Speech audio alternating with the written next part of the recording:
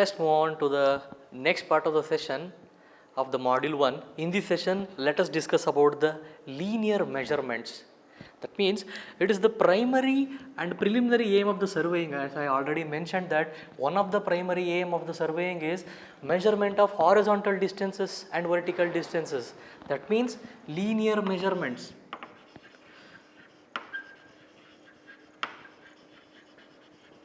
In this class, I will be discussing these things. I have already mentioned here. Linear measurements. Yes. In order to measure the linear distances, there are many, under many heads, we will measure the linear measurements.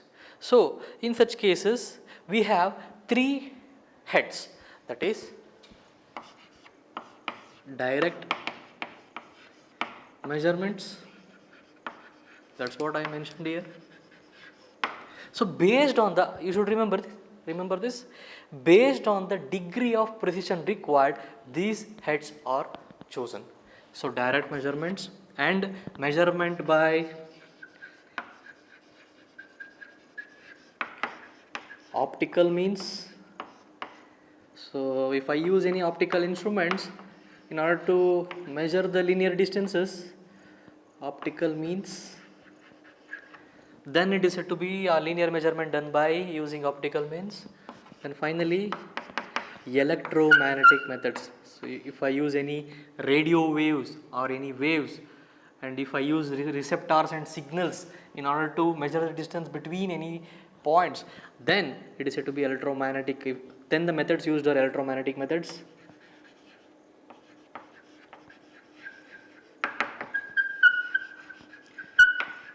So these are the 3 heads in which we measure linear distances.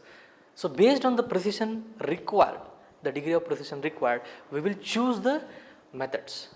So basically, in this all these 3 things, all these 3 heads are discussed all along this program of civil engineering, but in this course, particularly basic surveying, it majorly deals with direct measurements. So that's why I have mentioned the subheading as direct measurements. So let us discuss about the direct measurement. These 2 things will be studied in higher semesters, and electromagnetic methods are introduced to you in this semester itself, but in very basic form. So let me discuss about the direct measurements. There are various methods of measuring distances directly. Those are simply, if you consider the older ages or if you consider the back then, this method is used. Pacing, what I have written? Pacing. What is pacing means? What does pacing means? Measurement of distances by just taking steps. ಒಂದು Kannada film ಇದೆಯಲ್ಲ, 1 2 3 ಅಂತ ಹೋಗ್ತಾನಲ್ಲ. So just taking the steps, we will measure the distance. So those are paces. But the problem is each one's pace is different. Adharalli in that video you have seen, you will take the distances like this, 1 2. But some people's pace might be like this, 1 2 3 4. So each one's people's pace is different. That is a disadvantage if we adopt this method. But for rough measurements, as a check, we can use this as a direct measurement method.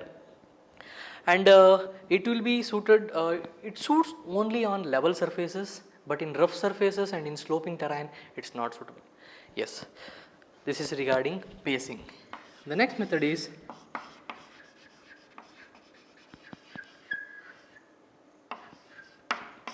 passometer.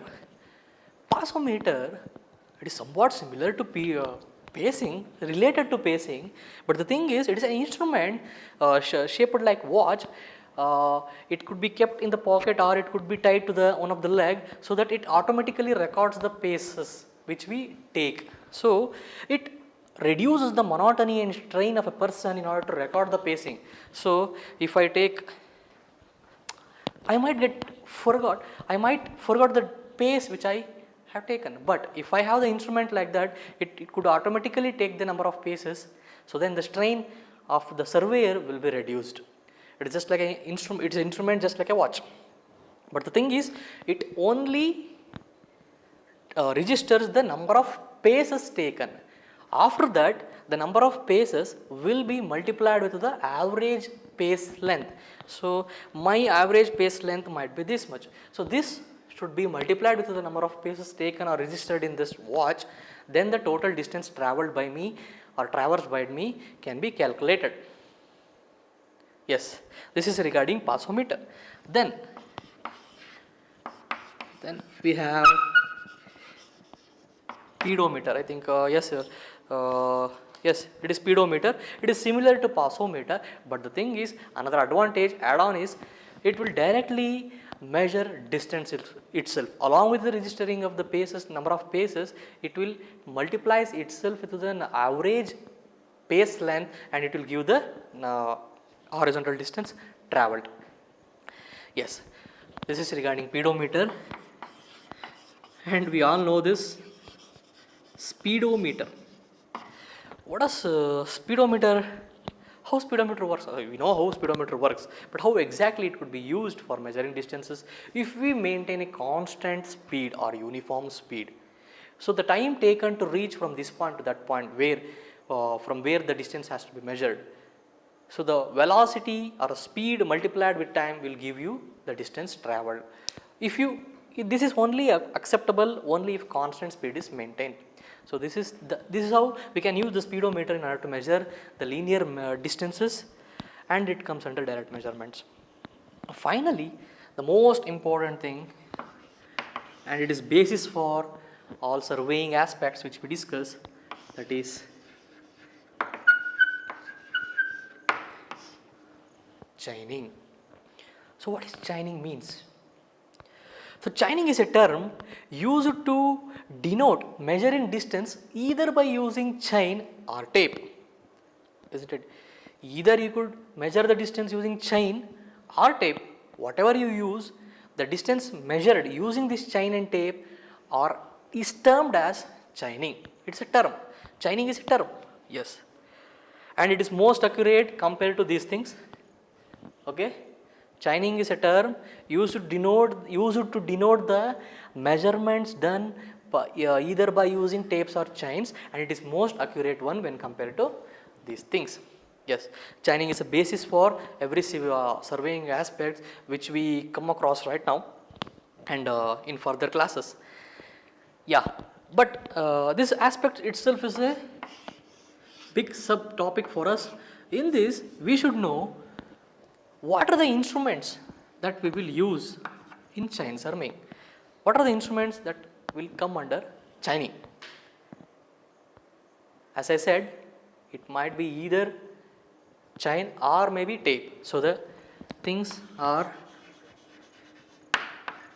chains, tapes, arrows, we need arrows, ranging rods. I will show you about those things. Ranging rods, then plumb bob,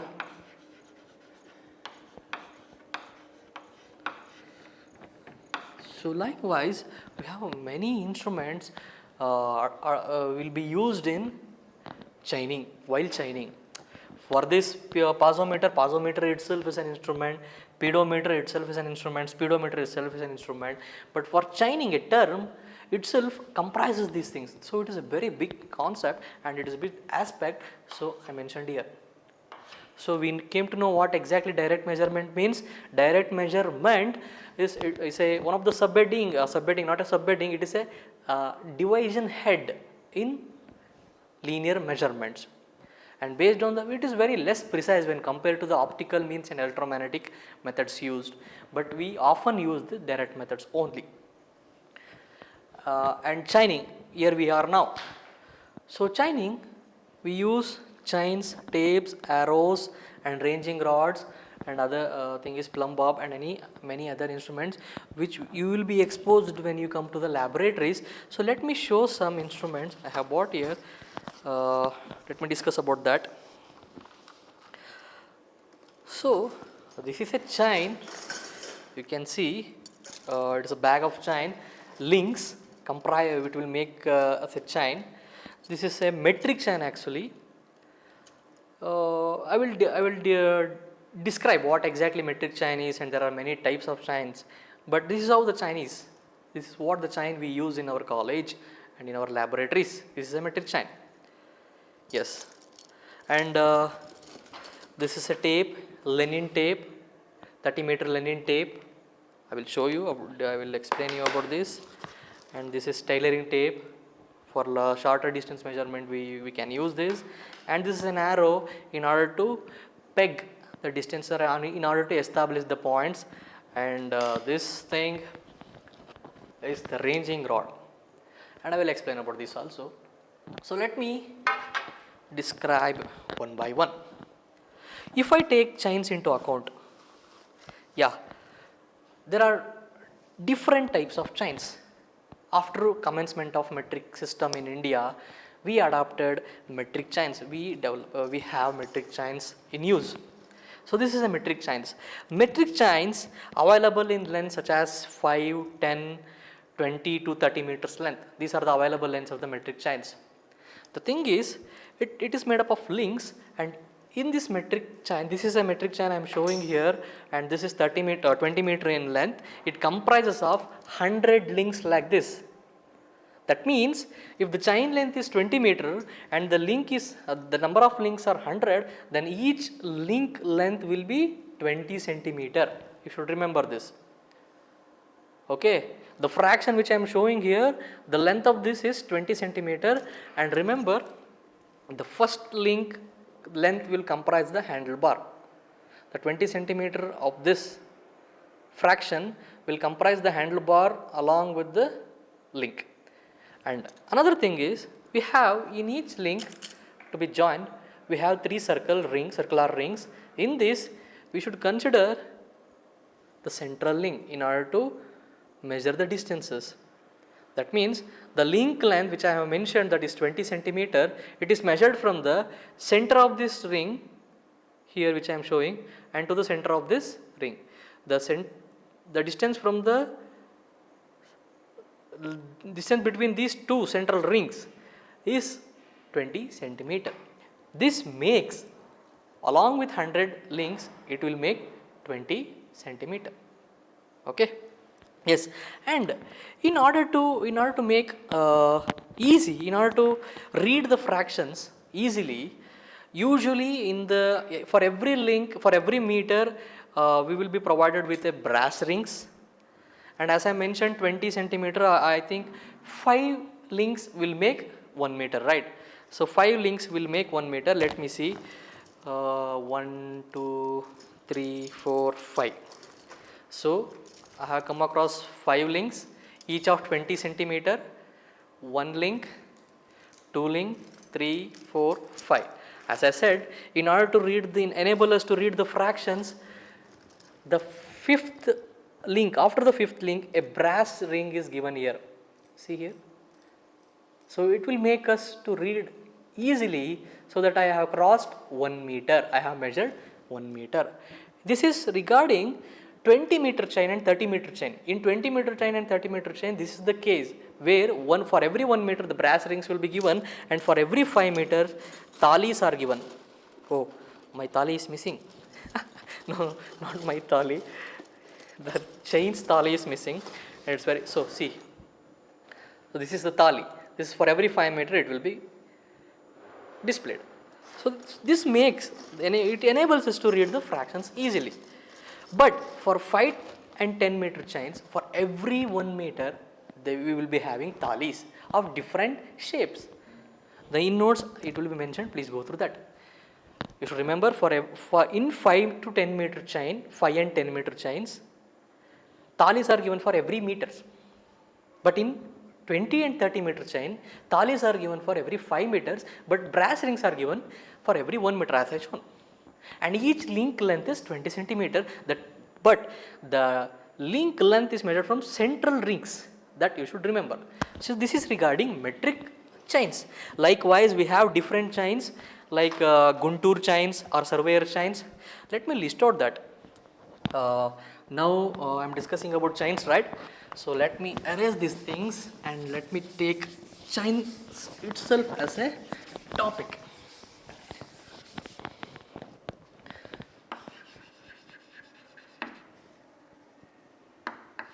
Chains. In this, now we discussed about metric chain.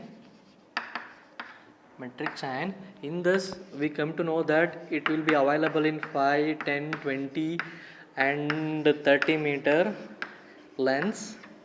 Each link will be, and if you consider 20 meter chain, it will be having 100 links. That means each link will measure 20 centimeter. So I will not display all those things and just mention the names here. So next chain is Guntur's chain, or otherwise called as surveyor's chain.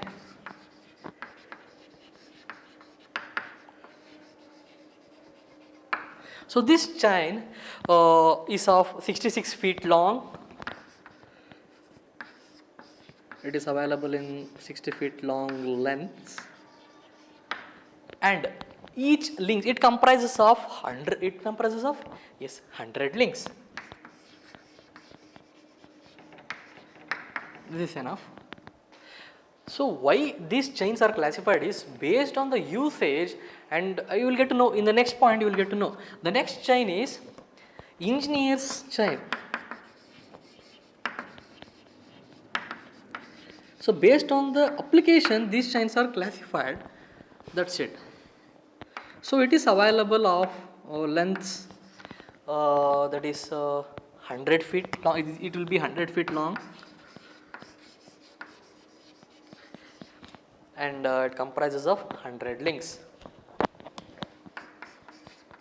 Usually in railways we adapt we use engineer's chain, and finally we have revenue chains. It is very shorter one. It will be of length 33 feet long and comprises of only 16 links. For cadastral surveying, that means in order to city survey, in order to set the boundaries, there we use revenue chains. Yeah, these are the different types of chains available. Yes, this is regarding chains. The next chaining instrument is tapes. Yeah. In chains, the material used for manufacturing different types of chains are same, but only the links, lengths and the chain lengths were differing. But if you take tapes into account, these are classified based on the manufacturing material used. Okay, classified according to the materials from which they are made. Okay, likewise it is classified like this. Tapes, first one, if it is made of cloth, then it is said to be cloth or linen tapes. So these tapes are made up of cloth or linen.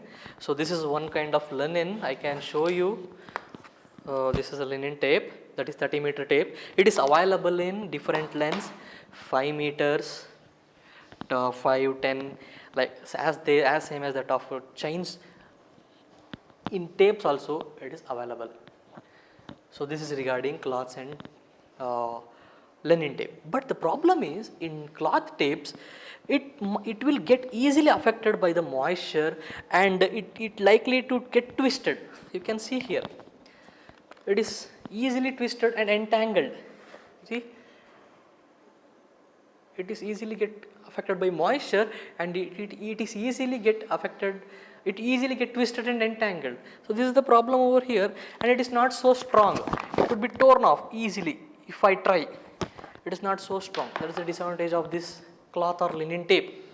The second thing is, the second classification is metallic tapes. Metallic tapes are not steel tapes. Remember, metallic tapes are nothing but linen tapes, but within that linen woven tapes, brass strips are given in order to give them more strength or durable, to make them so durable. And in order to overcome these disadvantages, we adopt a brass strips in the linen bands. So this is regarding metallic tapes. It is also available in different lengths such as 2, 5, 2, 3, 5, 10 and 20 meter chains. Tapes are available in this material. And next type is steel tape, I think. Yeah, steel tape. Steel tapes are superior to these two. You usually come across, if you have come across any furniture shops or any workshops, grills workshops, there they will use steel tapes of different lengths like 1 meter, 2 meter, 3 meter and 5 meter, and having a strip, very small strip. Here it might be 1 centimeter strip, this one, but steel tape, it will be having only 0.6 centimeter strip, 0.6, 60 mm strip is there, and it is available in different length. It is much durable and it is much superior when compared to these two. And final one is Invar tape. Invar tape, Invar is a material and it is an alloy, actually alloy of nickel and steel. It is an alloy of nickel and steel, you should remember this, and it is used when greater degree of precision required.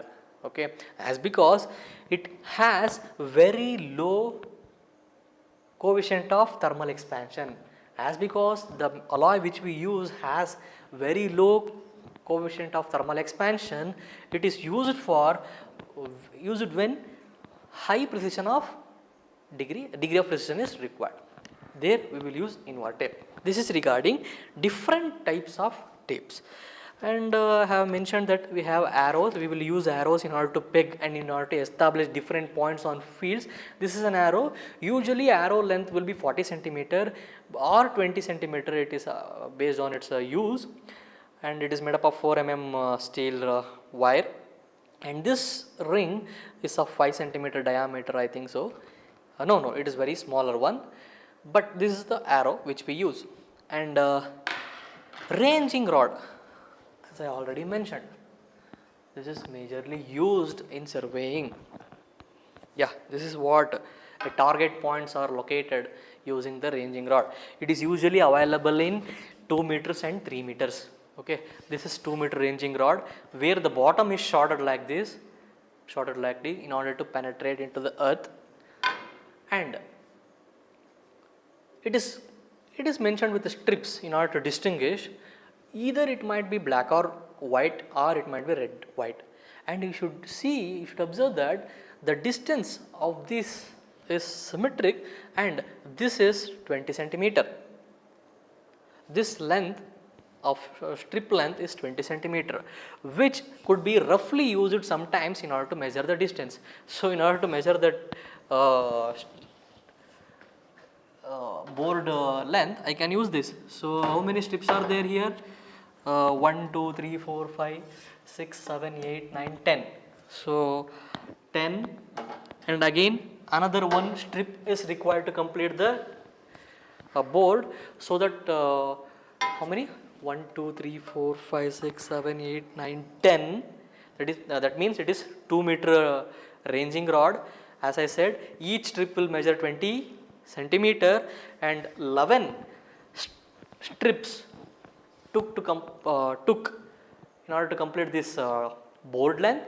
That means the board length is 2.1 meter. So roughly you can use, not accurately, but roughly sometimes we can use this ranging rod in order to measure the distance also. But ranging rod application is very much important. You will come to know in a while. I will use this for an activity. Yeah, let us move on to the next topic. That is, this is regarding the instruments used in chining. So next, let us discuss about another important topic, that is ranging. In this session, we are left with only 2 concepts, but those 2 are very much important for surveying.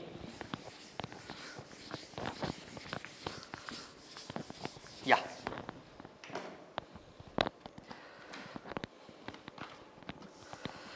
let me use this. Yeah.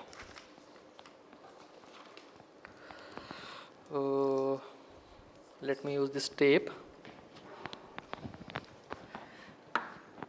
Ranging. So what is ranging? Suppose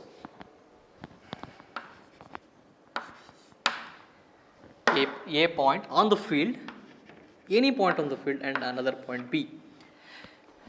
Suppose if I want to range this survey line, or suppose if I want to measure this survey line. If this is the case where the length of the survey line is shorter than the tape length or chain length, then there is no difficulty in measuring the length. It is 45 inches. If I take centimeter into account, it is 117 centimeter from this is the survey line distance. As because the length of the survey line is shorter than the tape length or chain length, it is very much easier for us. But what if this is the case? That means the terminal points are these A and B. If I want to measure the distance between these using this chain or tape, I can't measure the distance. That means there is a necessity of establishing a point in between these two survey stations or terminal stations. In order to establish the point which I need in order to get the straight line, the method adopted is said to be ranging. That is, when the length of the survey stations or survey line is greater than the chain length or tape length, then we need to establish different points in between. In order to adopt these different points, establish these different points, we need to do ranging, we need to conduct ranging. Yes, the thing is, there are two kinds of ranging. That means, if these 2 points are intervisible, say for example, this is the point A, or this is the point B, terminal point B, and the point where the cameraman is standing is the point A. So this is the point B, and I need to measure the distance between A and B. Obviously, by visually itself, I can say it is very easier to measure the distance as because the length is very much near, isn't it? So tape length and chain length, we have the tape length up to 30 meter. It might be around only 10 meters, so that you can easily measure.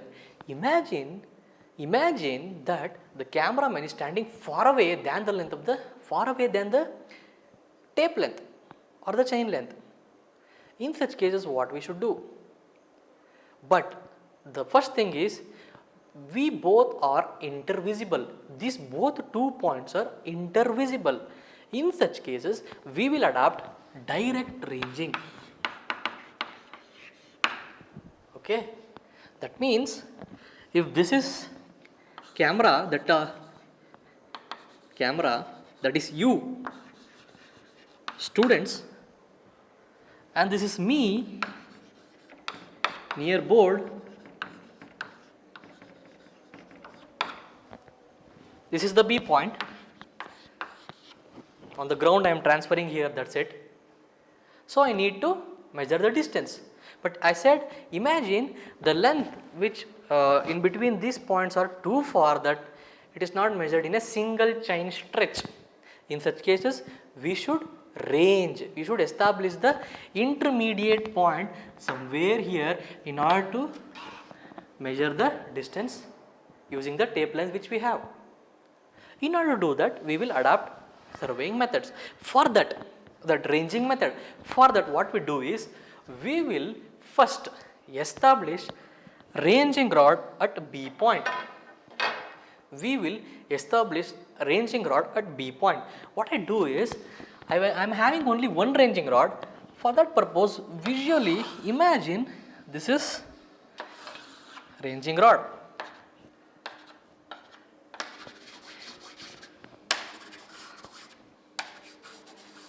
Yeah. So I am explaining the steps. At B, I erected ranging rod. The next step is surveyor, that is you now, should stand at the point A holding the ranging rod in front of you about half meter from you, from point A. You should hold the ranging rod like this. Okay, you should hold the ranging rod like this. Imagine in front of you, you will be having ranging rod. Okay, then what this, you are a surveyor now, you are the surveyor now. What you will do is, you will direct or tell another assistant which you have in order to take another ranging rod. So you should remember that you have a ranging rod in front of you. Then you direct the other assistant in order to take the ranging rod and to establish a point in his own, a point that should be in line with this AB on his own judgment.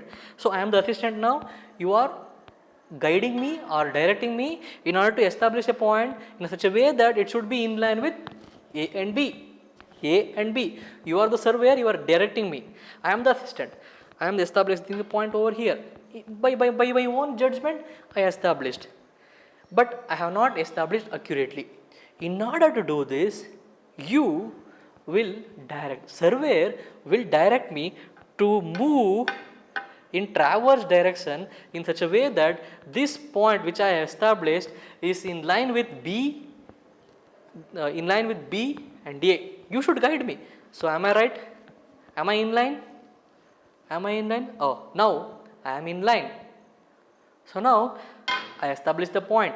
But you should remember, you should take care that this length which I have come here from A should not be more than the chain length.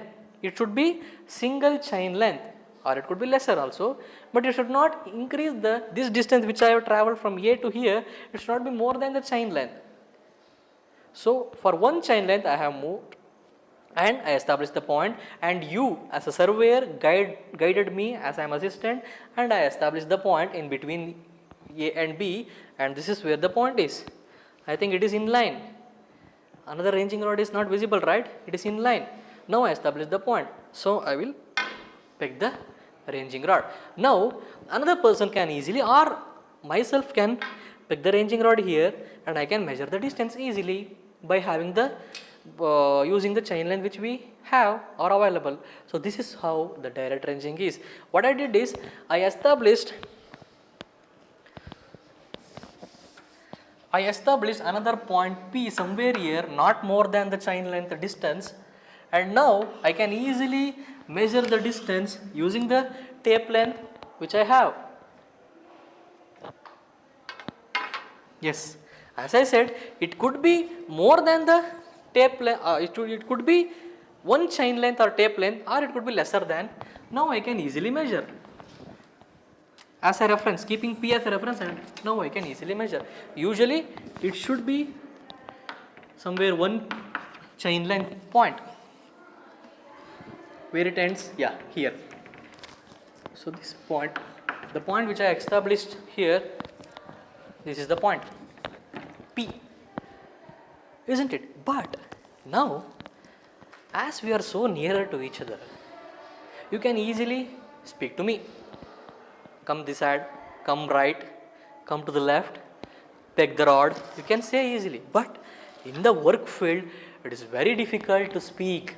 There are many disturbances will come. In such cases, we should use signs. So those signs are very beautiful. The codes of signals to be used. Code of. Now I explained here the direct ranging. Now I am explaining the code of signals that should be used. Code of signals should be used on the field.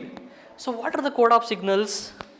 So if I am the surveyor, that means you are the surveyor back then, which we are doing direct ranging in order to measure the distance between camera and the point B over here near the board. You are actually directing me, but you should not speak in the field. You should use code of signals. Those code of signals I will tell you now. If you want to direct the assistant to move considerably to the right side, then you should do like this. That means I am rapidly sweeping my right hand towards right side, so that I am directing the assistant to move towards right, like that. If I slowly sweep the right hand, then I am saying the assistant that move slowly. Okay, then uh, if I keep the right hand extended, that I am mentioning the assistant that keep on moving, keep on extending. This is what this signal means. Then right arm up and move to the right. If this is the signal, right arm up and move to the right. If this is a signal, then I am saying that plumb the rod to the right. I should plumb the rod to the right side. If this is done, same thing done in left side, like this one and this one and this one, the same things holds for left side also. Likewise, another important codes are, yes, both arms are extended. As a surveyor I am doing, both arms are extended, and if I bring like this, then I am saying that fix the rod. If I extend this both high and if I come like this, then I am telling you that fix the rod over there, it is correct. So these are the different code of signals, and some of the codes are mentioned in the book, a notebook. Please refer that. These are the signals to be used in the field. Actually, it's not good to use your voice over there. It is good to use signals. So this is regarding direct ranging and code of signals. But the thing is, if this is the terrain, hillock terrain, I am showing 3D view. Let me write it somewhat in the, if this is the terrain, if this is the A point and I have a ranging rod over here flagged, and another point B flagged. In order to measure the distance between A and B, and in order to establish the survey line between A and B, I need to establish intermediate points. But in this case, it's not possible. Why? If you want to direct range here, the visibility stops over here. The B point is not visible. Whereas in direct ranging, you are seeing the point B, but here it's not the case. We can't see the B. In such cases, what we do? This is the case where the 2 points are not intervisible, sorry. If these 2 points are not intervisible, then we will adapt indirect ranging.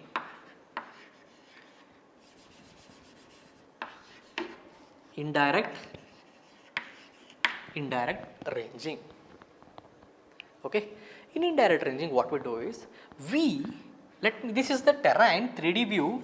I will take a plan of this, top view of this. This is the top view, A point, and this is the point B. This is the top view. So this is different image, and the below which I rate is a different image. This is elevation, this is top view, plan view. So I know that I can't establish the intermediate points over here directly, so that I should establish the point over here indirectly. For that case, what I do is, I will select a point, 2 points, M1 and N1. I will select these 2 points, M1 and N1, in such a way that the person or surveyor standing in M1 holding a ranging rod, for M1, N1 and B is visible, and for the person standing at N1, somewhere nearer to the line, somewhere nearer to this AB point, it should be chosen.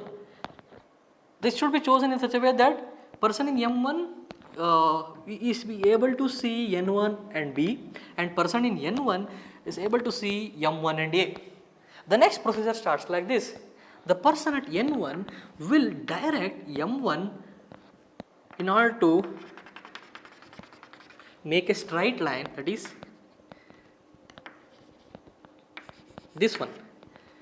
The person at N1 holding a ranging rod, here already ranging rod is erected. The person at N1 will direct the person at M1 to come to M2 such a way that M2 is in line with A and N1. Then what M2 does is, he directs N1 to come here to this point where N2 is in line with M2, N2 and B. Likewise, then again N2 will guide M2 to come at the point M3 such a way that M3 is in line with N2 and A. And again M3, the person at M3 will guide N2 to come at N3 such a way that N3 is in line with M3 and B. This process will be repeated until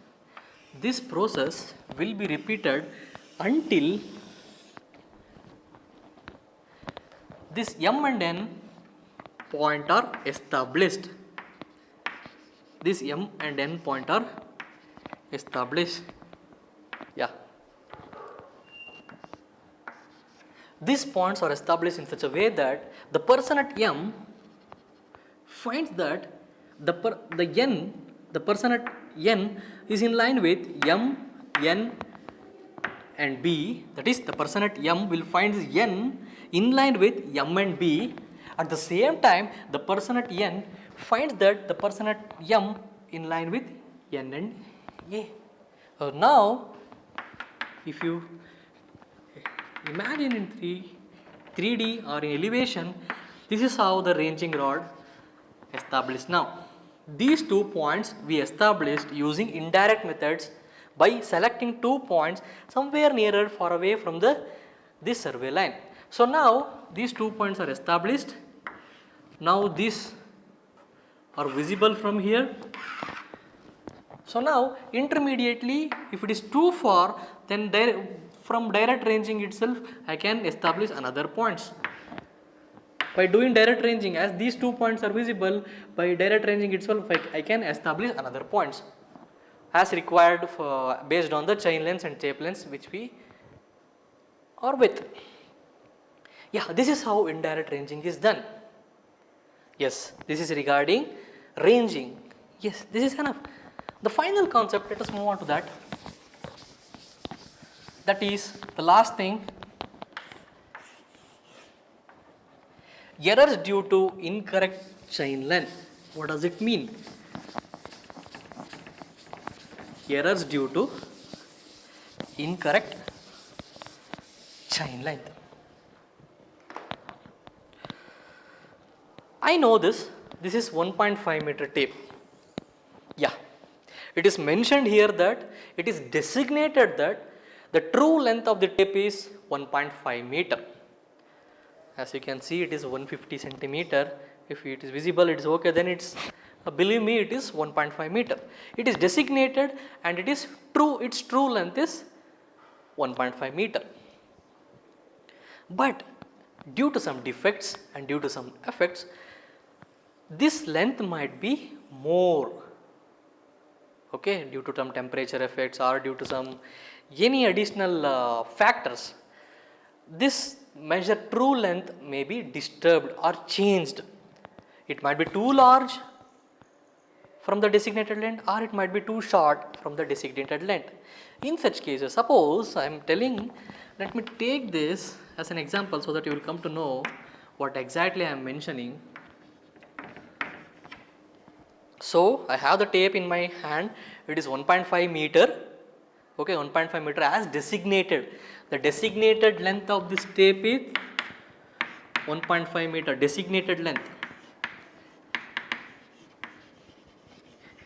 Designated length of tape.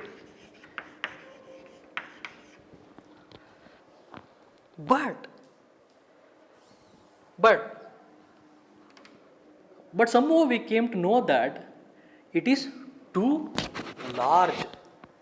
That means it is too large means it is incorrect. The incorrect length will be more. That is, now it is mentioning L dash.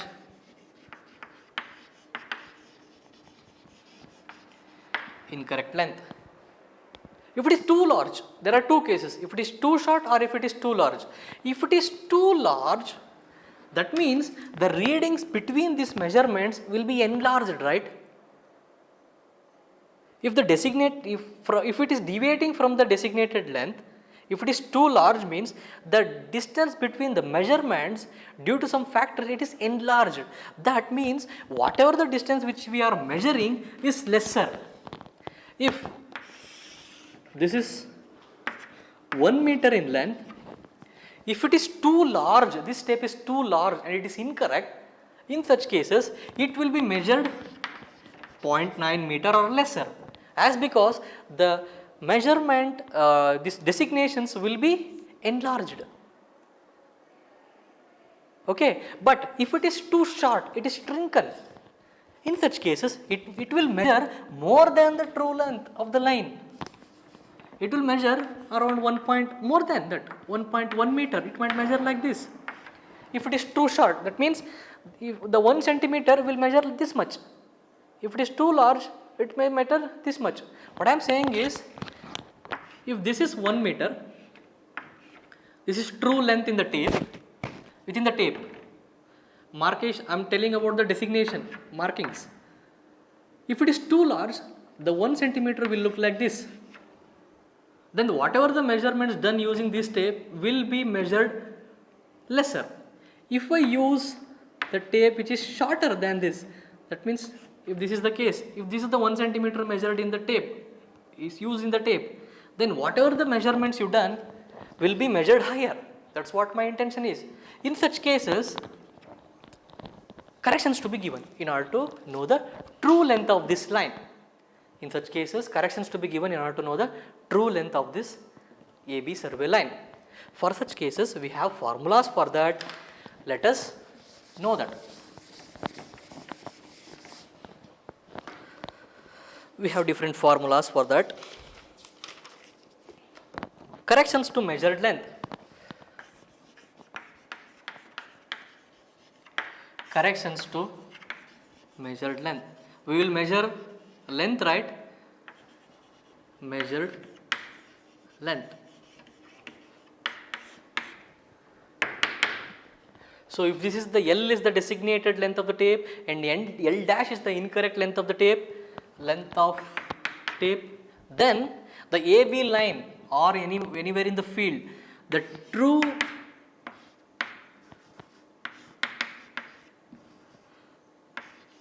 length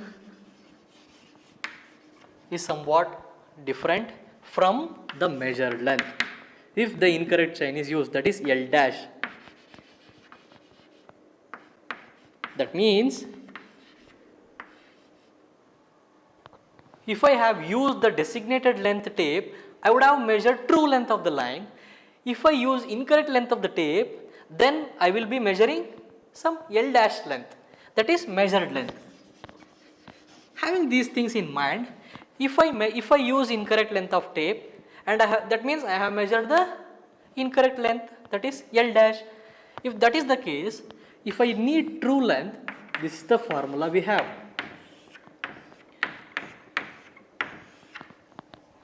Okay, if I want the true length, I need to multiply L dash, that is the measured length, using which measured length, that is small L dash, within the multiplied with the fraction of L dash by L, where L dash, capital letter L dash, is the incorrect length of the tape and capital letter L is the designated length of the tape.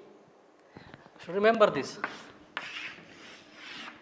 This is the correction to measured length.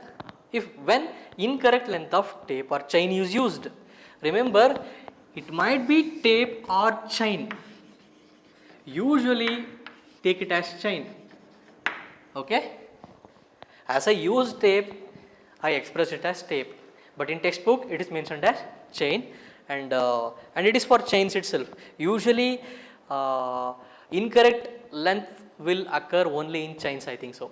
Okay, and it's not of course, as because it has some thermal expansions, it might be manufacturing defects, more occur in chains. So that's why we need to adopt these corrections.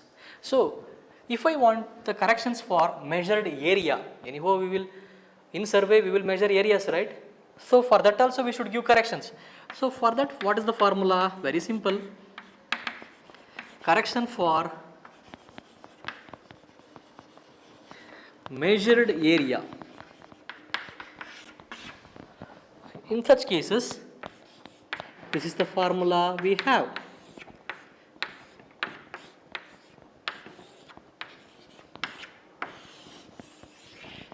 Where A is the true area that we should get, A dash is the incorrect measured area, L dash and L we already know, the L dash is the incorrect tape length or chain length, L is the designated or correct tape length, and it should be squared in order to get area, true area.